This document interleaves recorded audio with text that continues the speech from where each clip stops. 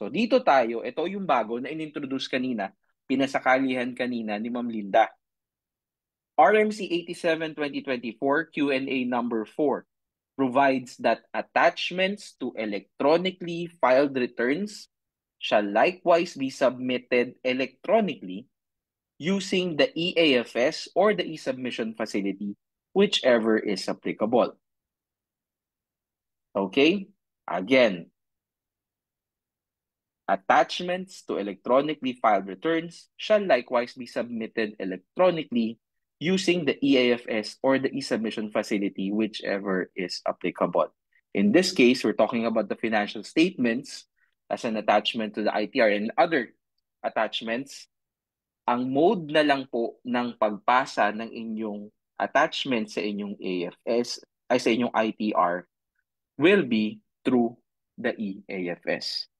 Since the EOPT requires that all returns be filed electronically, except for those mentioned by Ma'am Linda earlier, yung mga exemption doon is kung hindi available yung return sa any electronic system ni BIR na pwede magpasa, wala kayong choice kundi mag-manual na mag-file no return. Except for those, or if there's an advisory which says that you are allowed to file manually. Except for those situations, everyone are required to file their returns electronically.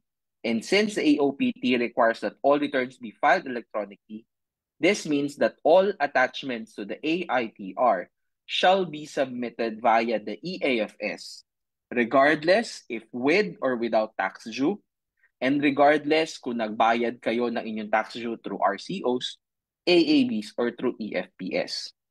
I'd like to contrast this from previous years. In the previous years, you electronically filed your ITR, okay? And then you're going to pay your income tax return, either electronically or through AABs. Before, you have the option to submit your AITR, the attachments to your AITR, kasabay ng pag nagbayad kayo sa bangko. So, naka-attach sa ITR, naka-attach na din yung FS and other attachments. Okay? Sabay ang pagpasa nun. Kung wala naman payable, pupunta kayo sa mga filing center sa BIR. Last year, file anywhere. So, kahit saan pwede file and submit anywhere. So, pwede nyo siyang ipasa kahit nasaan kayo. But with RMC 87-2024, manual submission of attachments is no longer allowed. So, you have to have an EAFS account to be able to submit electronically your attachments or AITR unless and until, okay, what is the only exemption to this? The only exemption to this is in cases of system unavailability. That will be the only time that the attachment can be submitted manually to the RDO having jurisdiction over the taxpayer.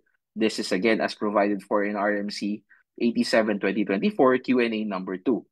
So the only exemption for submission of attachments to your AITR via EAFS is in cases of system unavailability and if yung ITR is hindi pa available sa electronic system ni BIR. So manual filing kayo ng return.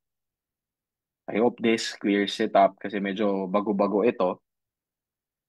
So again, only in cases of system unavailability can the attachments be submitted manually to the RDO having jurisdiction over the taxpayer. So lahat ng diniscuss natin kanina na attachments, halos lahat yon, they must be submitted using the EAFS. Except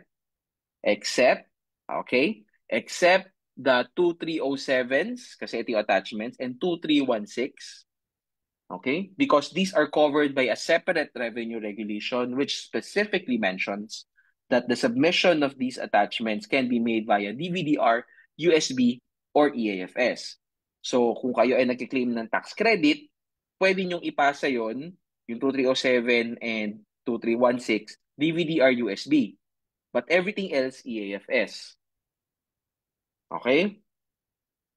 Kung kayo ay, aside from those who are claiming tax credits, if you are required to, those are the only ones who are allowed to submit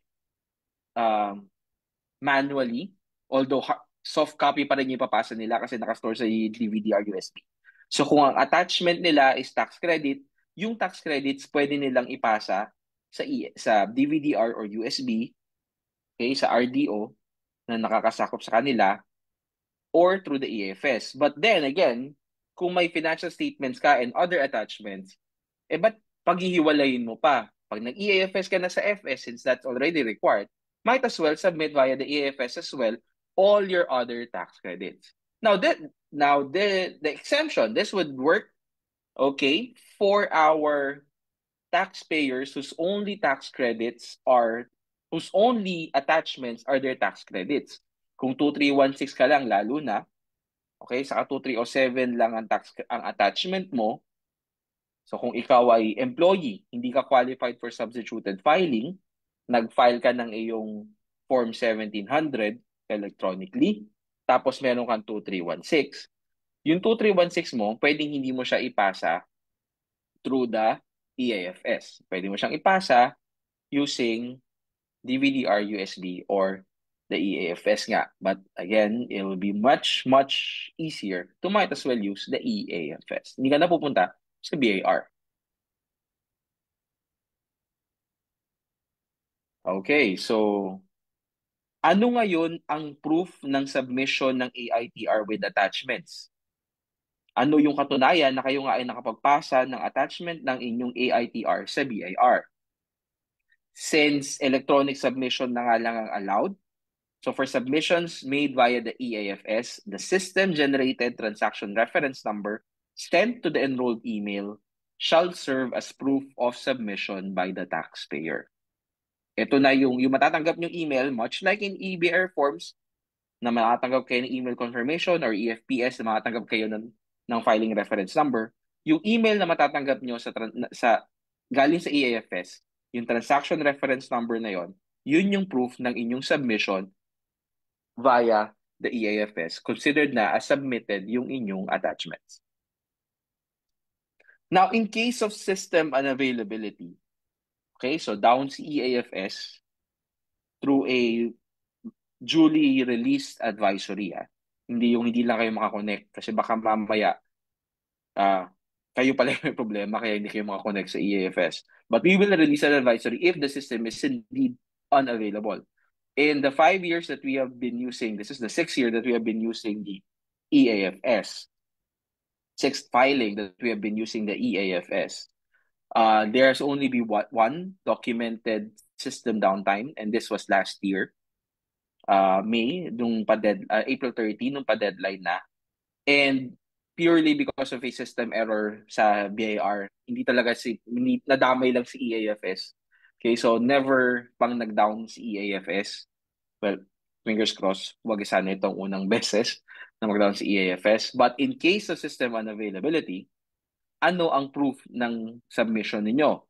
So ang gagawin ni BIR, kung saan kayo pumunta para magpa-receive manually, tatatakan niya ng receive yung inyong AITR, kaya lang wala ng manual filer. So this only applies if the return that you're filing is not available in EFPS or EBR forms, or for electronic filers, the printout of the FRN or email confirmation. Since almost all are required to file electronically na, kahit i-print ninyo yung ITR ninyo, required kayong i-print yung FRN or email confirmation. Ang tatatakan is yung FRN email confirmation, hindi yung AITR. Okay? Only the FRN or the email confirmation for electronic filers will be stamped received. Even if, of course, kailangan nyo ipasa yung printout ng ITR as well. Aside from this, tatatakan din yung balance sheet, income statement, and audit certificate. That's it. No other page will be stamped receipt except for those mentioned. Yan lang yung tatatakan ni BIR. The AITR for manual filers or the FRN email confirmation for electronic filers, balance sheet, income statement, and audit certificate. Now, kapag manual submission ang gagawin ninyo, 3 sets will be submitted, 2 para kay BIR, and then isa as taxpayers copy, stamped receipt only on the pages mentioned in the previous slide.